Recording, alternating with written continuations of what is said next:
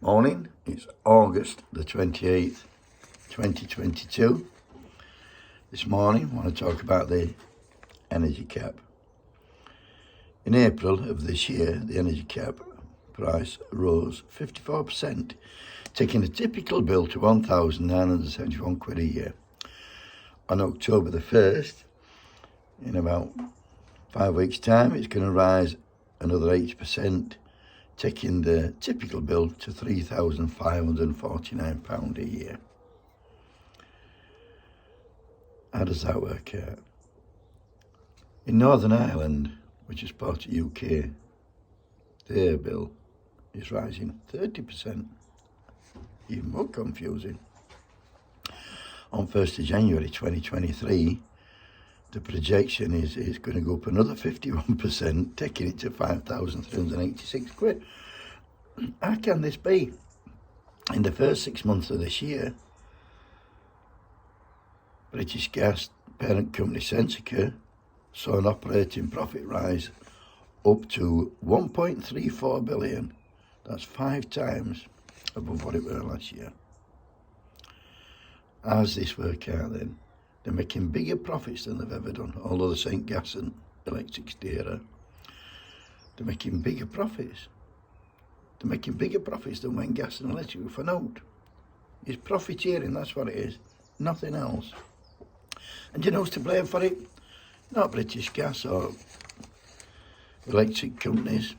Fucking Ukraine, can you believe that? No, not even Ukraine, fucking Russia. That bastard Putin. That's what they're going to have you believe. When it came out that they're putting these prices up on Friday, there were no minister available to talk on TV. Prime Minister, where were he?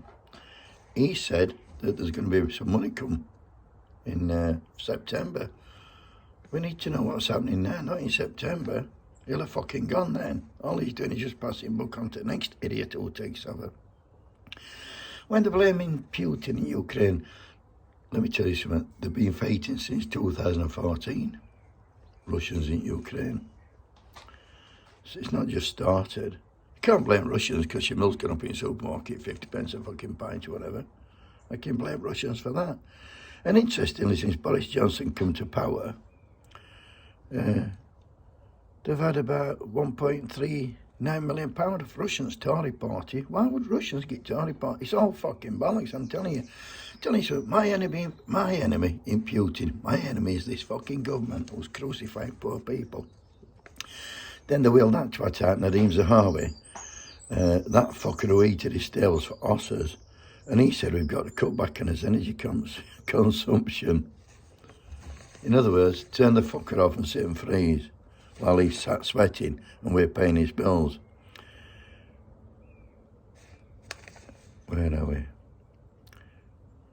It's not an energy crisis.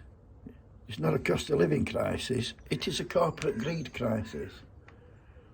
How come when people at the bottom, them on prepayment meters, pay more for the electric than the fucking billionaires?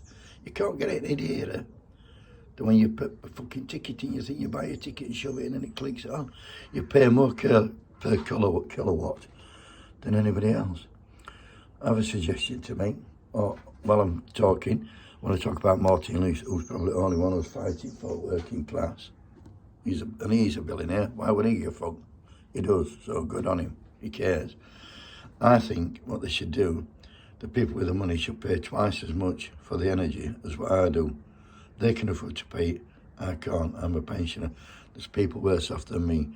People I've said historically, if you give pensioners, and I'm not talking about me, I'm talking about a bit older than me, you give pensioners the electric and the gas for nothing. They still won't have it on all the time because they're being brought up to ration the cents. It's fucking mad. We're not all going to be freezing. Some people are going to be lovely and warm, but all us at bottom, we've fucked it. That's if you let them get away with it, that is. Anyway, have a great day, and the good news is it's going to be a warm one, so free eating. Embrace it, kids.